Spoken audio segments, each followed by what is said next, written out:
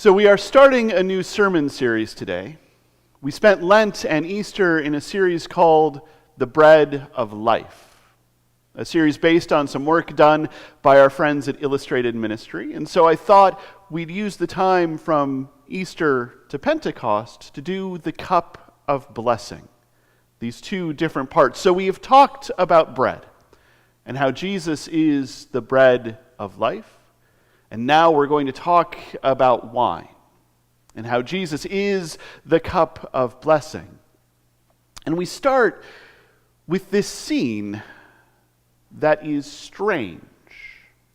This moment in John where Jesus and his mom and his disciples are all at this wedding. And the text makes it sound very much like Jesus' mom was the main person who was invited to this wedding. And Jesus and his disciples, because they're always around him, were also invited to this wedding. And they're at the reception, and people are starting to talk about how they have run out of wine. The party has been going on for a while and it's just gone. The bar is dry. And what are they going to do? And Jesus' mom hints to Jesus that maybe he should do something about this. They have run out of wine. And Jesus responds, what does that have to do with me? How is that my problem? My hour has not yet come. It isn't time yet. I mean, I could do something, but let's hold on. Let's wait. I've got something bigger planned for later.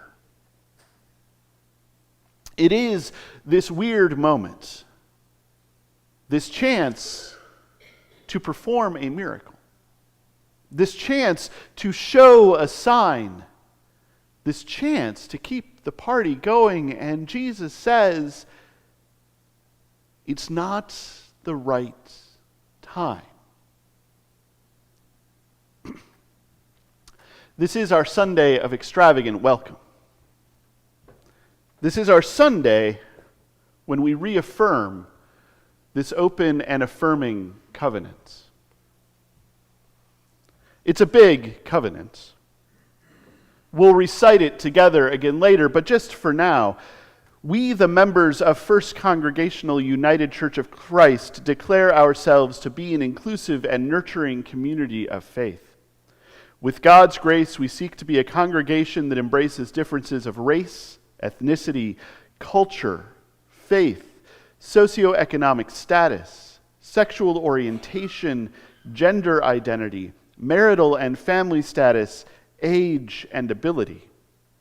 We celebrate and welcome all to share equally in the life of our church family. That is a long list. That is a long list of people who we embrace. Race, ethnicity, culture, faith, socioeconomic status, sexual orientation, gender identity, marital and family status, age, and ability. At the center of every open and affirming covenant, the thing that makes it an open and affirming covenant is the sexual orientation and gender identity and marital and family status. That is at the middle. The other stuff is also important, and I know that the United Church of Christ recommends that any church that adopts an open and affirming covenant includes all of the stuff. But I have been thinking about that. On the one hand, I think it's a nice way to help churches that are unsure about the sexual orientation and gender identity and marital and family status stuff sneak that through.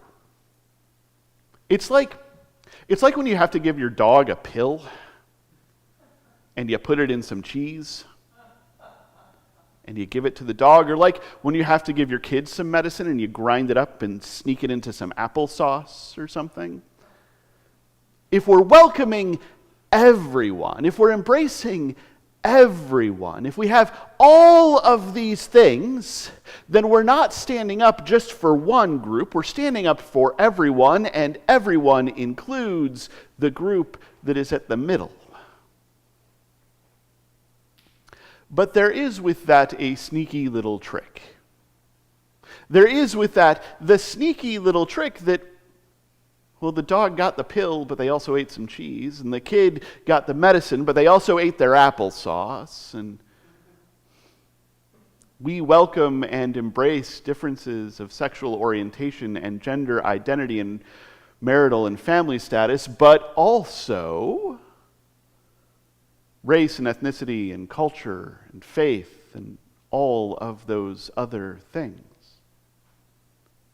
By wrapping that up into everyone, we suddenly find ourselves having to embrace everyone. And that is not a small thing. And it is easy. It has been easy. We know it has been easy to look at what is happening in the world, to read the papers or look on the internet or watch the news, and to look at us and our community and say, it's not time yet. It's not the right moment to do the thing. Let's wait a while, and then we as a congregation will put out the pride flag. Then we as a congregation will talk about gender identity. Then we as a congregation will write letters to the editor. Then we as a congregation will make public pronouncements about race and ethnicity and culture and faith and sexual orientation and gender identity and marital family status and age and ability. When it is the right time, our hour has not yet come.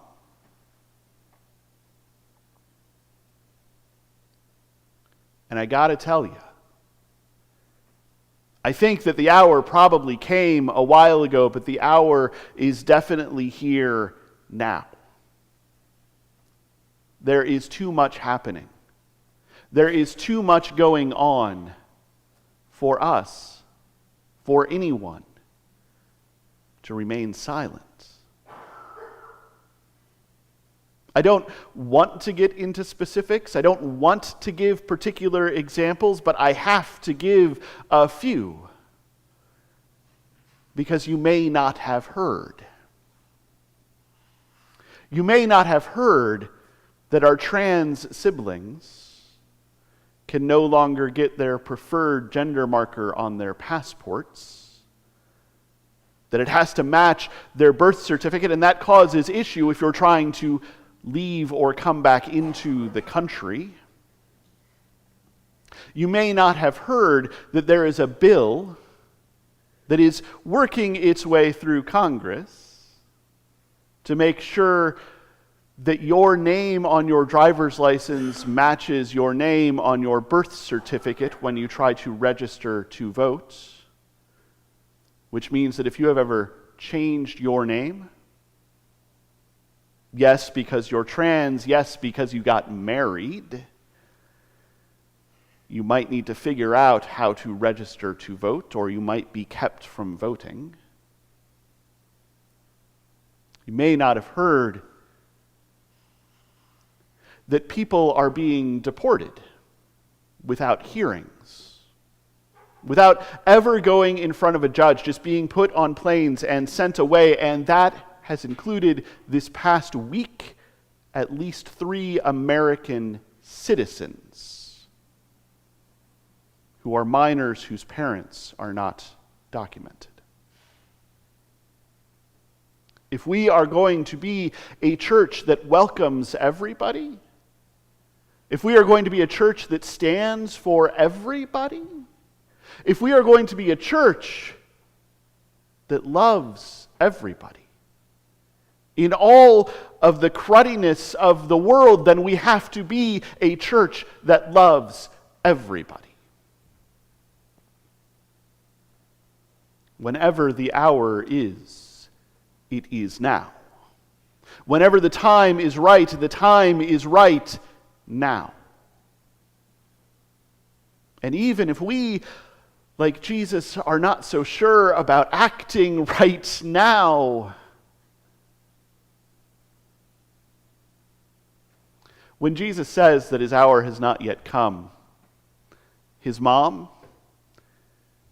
ignores him. She doesn't give that any attention, but instead says to the servants who are around, says to the waiters, says to the bartenders, just do what he tells you. And so Jesus looks over at these jars of water, 6 of them each holding 20 or 30 gallons. I'll leave the math as an exercise to the listener, but that's a lot of water.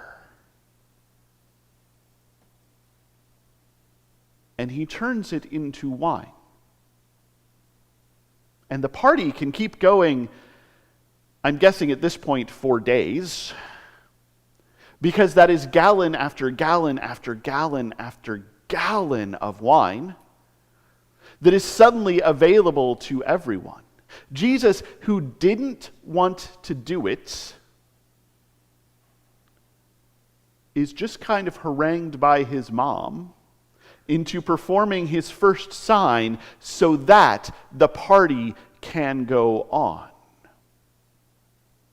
So that, in fact, more people can come into the party, because we're not rationing the wine anymore.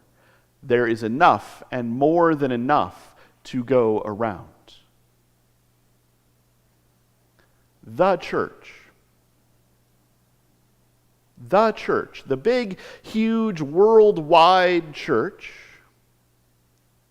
has not always been good at keeping the party going or inviting more people in. We have thought that there is only so much wine to go around, that there is only so much grace to go around, that there is only so much love to go around. And here is Jesus, even though he didn't want to do it, saying, no, no, no, there's plenty. I just made it.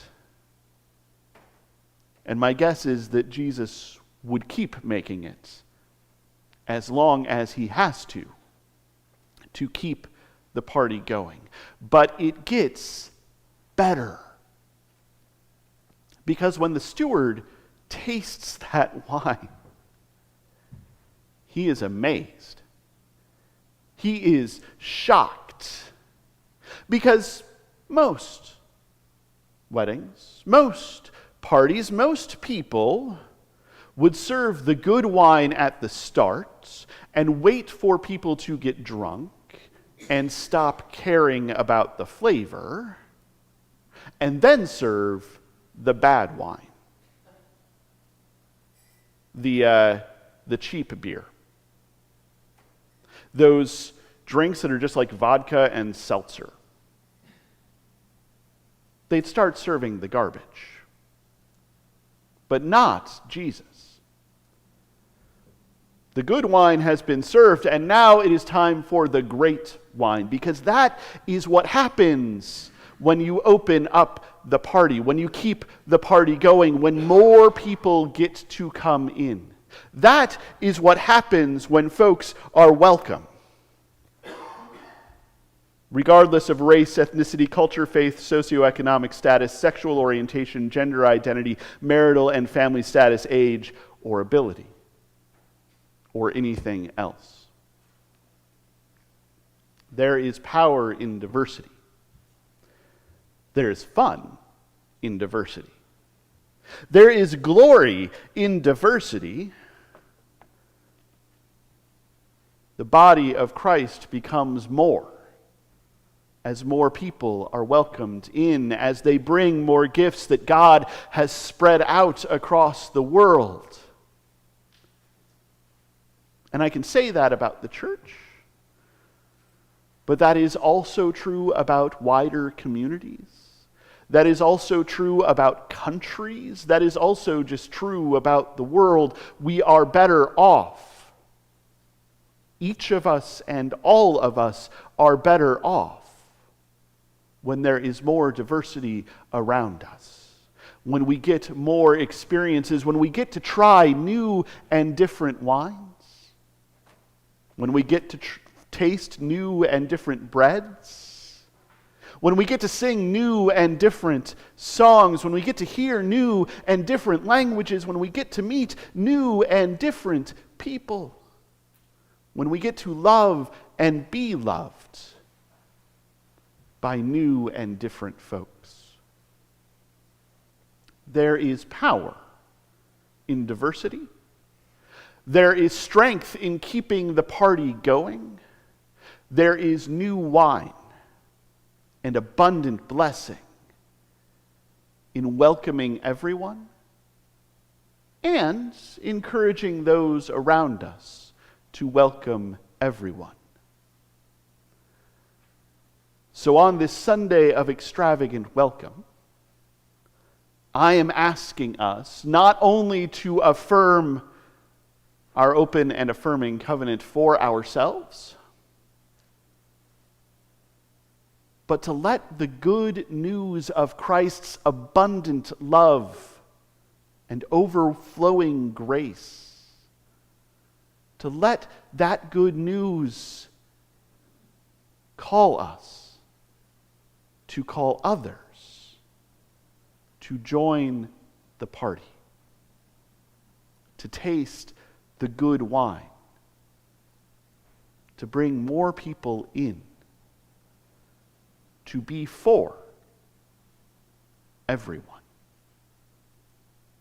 Because maybe if we can keep that party going, maybe if we can spread that party around, maybe if everyone gets a taste of that wine, maybe we will find ourselves at last in God's reign of love that fills all of creation.